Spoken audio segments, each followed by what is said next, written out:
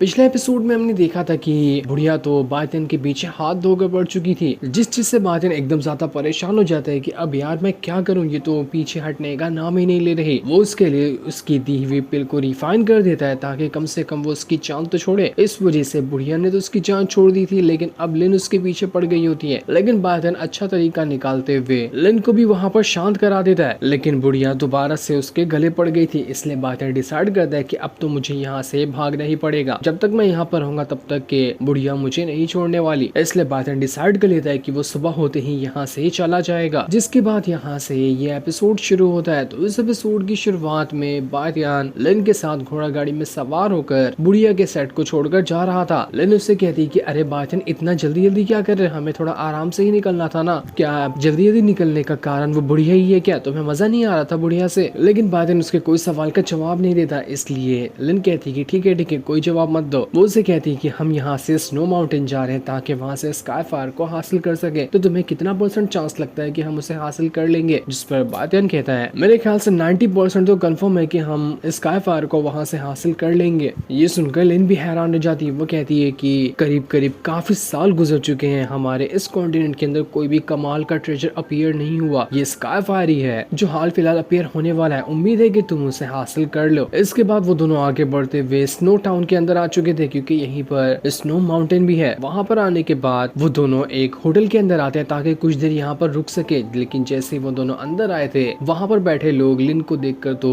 अपनी लाट टपकाने लगते हैं। उन्हें उसके ऊपर मन लग चुका था कि अरे वाह, ये कितनी ज्यादा सुंदर लड़की है। वो लिन से कह रहे होते कि अरे इतनी ठंडी है, तुम्हें नहीं लगती क्या ठंडी? इधर आओ जरा, हम तुम्हें पकड़ कर गर्म कर दें। आओ आओ जल्दी आओ, शर्मा क्यों रही हो? लिन चाहते तो यहाँ पर 2 थप्पड़ में उन सभी बदमाशों का खेल खत्म कर देती, लेकिन यहाँ पर वो बातिन के गले पकड़ते हुए कहती है कि बातिन मुझे बचा लो, मुझे इन लोगों से डर लग रहा है, इन लोगों को भगाओ ना यहाँ से। वो बंदे वहाँ पर लिन से कह रहे थे कि अरे तुम्हारा ये बॉयफ्रेंड है क्या? ये कौन है? ये दिखने में तो अच्छा दिख रहा है लेकिन कमाल का नहीं लग रहा, ये एकदम लूजर होगा, तो हम इसे 2-4 थप्पड़ में ही खत्म कर सकते हैं, उसके बाद हम तुम्हारे मजे लेंगे। लेकिन तभी घर के बाहर घोड़ा जो होता है वो अचानक से डर जाता है, क्योंकि होटल के अंदर मारपीट की आवाज सुनाई दे रही थी और वो बदमाश जोर जोर से चिल्ला रहे होते हैं, क्योंकि उन सभी बदमाशों को लिन ने उठा पटक मार कर हाथ पैर तोड़ दिया था उनके, जिस वजह से पूरा होटल अब वहाँ पर खाली हो चुका था। लेकिन वहाँ पर एक ओल्ड मैन और एक लड़की अभी भी बैठे होते हैं। वो लड़की जो थी उन दोनों को देखकर कहती है कि अरे वाह, तुम लोग लगता है बाहर से आए, आओ इधर आओ, बैठो, हम साथ में बैठते हैं। बातिन और लिन दोनों उन दोनों को पहचानते तो नहीं, लेकिन वो लोग अच्छे लग रहे थे बात करने से, इसलिए वो दोनों के साथ जाकर बैठ जाते हैं। बातिन वहाँ पर उस लड़की से कह रहा था कि अरे ये तो स्नो माउंटेन है ना, वो तो बहुत ही वीरान जगह है, यहाँ पर जल्दी कोई आता है नहीं, क्योंकि यहाँ पर बहुत ज्यादा ठंड वगैरह रहती है। तो यहाँ पर इतने सारे लोग क्यों आ रहे हैं? कई सारे मैंने बाहर घर देखा और होटल में भी काफी लोग हैं, क्यों कुछ प्रॉब्लम है क्या यहाँ पर? जिस पर वो लड़की कहती है कि अरे तुम्हें नहीं पता क्या, सभी को खबर लग चुकी है कि कुछ दिनों बाद यहाँ पर एक ट्रेजर अपीयर होगा, तो दूर दूर से यहाँ पर लोग आए हुए हैं ताकि उस ट्रेजर को हासिल कर सके। बातिन उस लड़की और उस ओल्ड मैन को देखकर थोड़ा हैरान हो रहा था कि कहीं ऐसा तो नहीं कि ये दोनों भी यहाँ पर उसी स्काई फायर को लेने के लिए आए हैं जिसे लेने के लिए मैं आया हूँ। ऐसा हुआ तो प्रॉब्लम हो सकती है। वो लड़की वहाँ पर बातिन से कह रही थी कि अभी तक के ना कई सारे लोग माउंटेन के अंदर जा चुके हैं, लेकिन उन्हें उस स्काई फायर की कोई खबर नहीं मिली, न ही जो लोग गए थे वो लोग रिटर्न तक के आए, कहीं गायब भी हो गए वो लोग। इसी तरह से कई सारे लोग माउंटेन में जाकर अभी तक के मर चुके हैं। और मैं बातिन से कहता है कि अगर तुम भी यहाँ पर उस ट्रेजर को हासिल करने के लिए आए हो ना, तो मेरे ख्याल से तुम्हें अभी ही गिव अप कर देना चाहिए, वरना तुम्हारी भी जान जा सकती है। लेकिन बातिन गिव अप करने से रहा। वो वहाँ पर ओल्ड मैन से कहता है कि आपका एडवाइस देने का शुक्रिया, लेकिन अब हम यहाँ से चलते हैं। इसके बाद बातिन और लिन दोनों वहाँ से बाहर निकल कर आ जाते हैं। उसके जाने के बाद वो लड़की ओल्ड मैन से कह रही थी कि मैं 100% श्योर हूँ कि ये दोनों भी यहाँ पर ट्रेजर को हासिल करने के लिए आए हैं, न जाने इनके लिए ये सफर किस तरह का हो सकता है। जिस पर ओल्ड मैन कहता है कि अगर ऐसी बात तो ठीक है, हमें भी अब यहाँ से माउंटेन में चलना चाहिए। इसके बाद वो लोग भी वहाँ से माउंटेन में जाने के लिए निकल जाते हैं। इधर बातिन और लिन जैसे ही आगे बढ़े थे, बातिन कहता है कि मुझे आगे कुछ न कुछ खतरा महसूस हो रहा है। तभी वहाँ पर से एक खरगोश निकल कर आता है जो बातिन के ऊपर हमला करने वाला था, लेकिन बातिन उसे पकड़ लेता है और पकड़ने के बाद उसे भून भान कर खा जाता है। लिन को वहाँ पर काफी ज्यादा गुस्सा आ रहा था कि अरे ये खरगोश कितना ज्यादा प्यारा था, मुझे मन था कि मैं उसके साथ और खेलूं, लेकिन तुमने इसे पकाकर अच्छा नहीं किया, आज मैं कुछ नहीं खाऊंगी, चाहे भूखे ही क्यों ना मर जाऊं। बातिन उसे दे रहा होता है कि अरे खाओ खाओ इसे, आगे हमें बहुत लंबे सफर पर जाना है, खाओगी नहीं तो एनर्जी कैसे मिलेगी? इसलिए ना चाहते हुए भी लिन वहाँ पर उस खरगोश को ले लेती है ताकि उससे खाकर अपना पेट भर सके। तभी वहाँ पर वो ओल्ड मैन और लड़की आने लगते हैं। वो लोग वहाँ पर आकर बातिन और लिन से कहते हैं कि हमने तुम्हें पहले भी वार्न किया था, लेकिन तुम तो मानने के लिए तैयार ही नहीं हो, तुम्हें वो ट्रेजर चाहिए ही चाहिए ना। तो बहुत बड़ी मुसीबत में पड़ने वाले हो तुम दोनों। मैं तुम लोगों को देखकर ये बता सकता हूँ कि तुम लोग कमजोर तो नहीं, तुम्हारे पास अच्छी खासी पावर है, लेकिन पावर से ही मतलब नहीं होता। ये जो स्नो माउंटेन है वो बहुत खतरनाक चीज है। अच्छे से अच्छे कल्टीवेटर यहाँ पर मारे जा चुके हैं, तो तुम्हारी भी जान जा सकती है। बादन कहता है जितना ही डेंजर होता है उतनी ज्यादा वहाँ पर अपॉर्चुनिटी तो मौजूद होती है, तो ऐसे पीछे भाग जाने से थोड़ी ना हमें कभी जिंदगी में कुछ हासिल होगा। खतरों का सामना तो करना ही पड़ता है। आओ बैठो साथ में, अगर आपको भूख लगी तो मैंने भी खरगोश पकड़ा है, हम सब मिलकर खा लेते हैं। ओल्डमैन वहाँ पर बादन से कहता है कि तुम लोग काफी अच्छे लगते हो, तो इसलिए मैं ऐसा नहीं चाह रहा कि तुम लोगों को इस माउंटेन के अंदर कुछ हो जाए। तो एक काम कर सकते हो तुम दोनों कि तुम दोनों हमारे साथ ही इस माउंटेन को एक्सप्लोर कर सकते हो। मैं अपनी तरफ से कोशिश करूंगा कि तुम दोनों को जिंदा यहाँ से बाहर निकाल दूं, लेकिन ये भी फिर भी तुम्हारे लक के ऊपर डिपेंड करेगा। मैं सिर्फ कोशिश कर सकता हूँ। तुम चाहो तो रह सकते हो हमारे साथ और हम दोनों सब मिलकर इस पूरे के पूरे माउंटेन को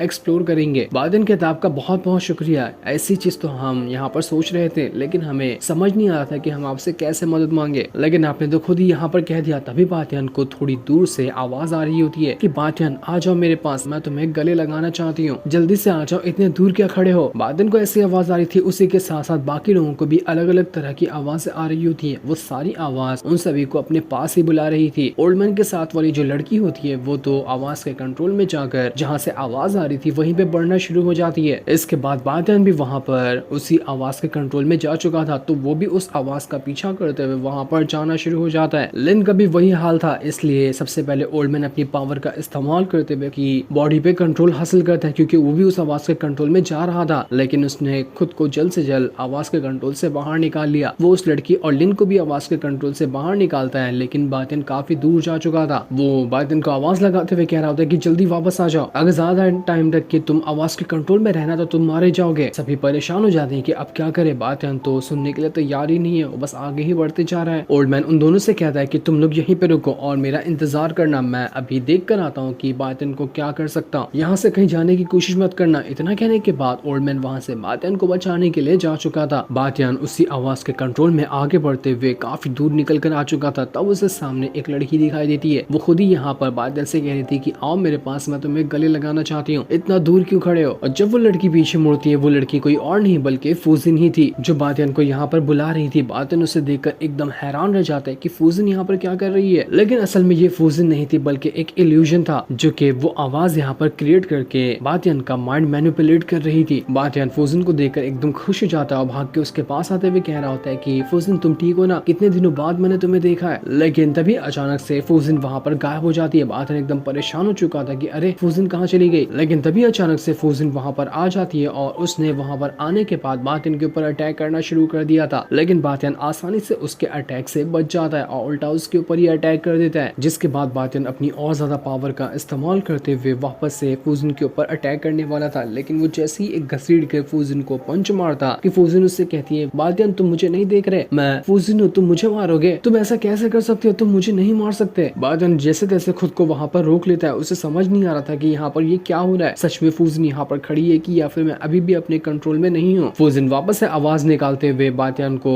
कह रही थी कि मेरे करीब आ जाओ, मैं तुम्हें गले लगाना चाहती हूँ, तुम मुझसे दूर नहीं भाग सकते। इस वजह से बातिन दोबारा से उस आवाज के कंट्रोल में जा रहा था। उसका खुद के ऊपर होश ही नहीं होता है कि वो यहाँ पर क्या कर रहा है और उसे क्या करना चाहिए। बातिन इस चीज से एकदम परेशान हो चुका था। तब वो वहाँ पर अपनी बहुत ज्यादा पावर को एक्टिवेट कर लेता है। वो पावर इतनी ज्यादा थी कि इस वजह से बातिन यहाँ पर उस आवाज के कंट्रोल से बाहर आ जाता है। उसकी पावर ने उसे कंट्रोल से बाहर कर दिया था। और तब जो सामने वो फूजिन की तरफ देखता है, उसे पता चलता है ये तो फूजिन है ही नहीं, ये तो कोई डीमन है। और इसी डीमन गर्ल ने अपने आप को फूजिन में बदलते हुए बातिन को फंसाने की कोशिश की थी, ताकि वो यहाँ पर बातिन की जान ले सके। वो डीमन गर्ल जो होती है बातिन से कह रही थी कि चलो अच्छा है, तुम यहाँ पर मेरे कंट्रोल से बाहर आ गए तो तुम क्या समझते हो कि तुम बचकर चले जाओगे, ऐसा कभी नहीं होने वाला, मैं आज यहाँ पर तुम्हारी जान ले लूंगी। इसके बाद वो वहाँ पर बातिन के ऊपर अटैक करने के लिए उसी की तरफ बढ़ना शुरू हो जाती है, लेकिन बातिन को इससे कोई फर्क नहीं पड़ रहा था। वो आराम से वहाँ पर खड़ा होता है और अपनी पावर को एक्टिवेट करने लग गया था ताकि वो इस डीमन की जान ले सके। तब तक कि वहाँ पर ओल्डमैन भी आ जाता है ताकि वो देख सके कि बातिन यहाँ पर ठीक भी है या फिर नहीं है। उसे बातिन पूरी तरह से वहाँ पर ठीक दिखाई दिया था। उसी के साथ साथ वो डीमन गर्ल जैसे ही बातिन के ऊपर अटैक करने वाली थी, बातिन वहाँ पर अपनी पावर का इस्तेमाल करते हुए एक ही सेकंड के अंदर उस डीमन गर्ल का खेल खत्म कर देता है। वो वहाँ से गायब ही हो चुकी थी। ओल्डमैन एकदम दंग रह चुका था कि बाप रे, इसने तो एक ही सेकंड के अंदर डीमन गर्ल को खत्म कर दिया, आखिर ये कितना ज्यादा स्ट्रॉन्ग होगा। ये है कौन है, इसके पास कितनी ज्यादा पावर है। जो सीन दिखाते ही ये एपिसोड यहीं पर एंड हो जाता है। थैंक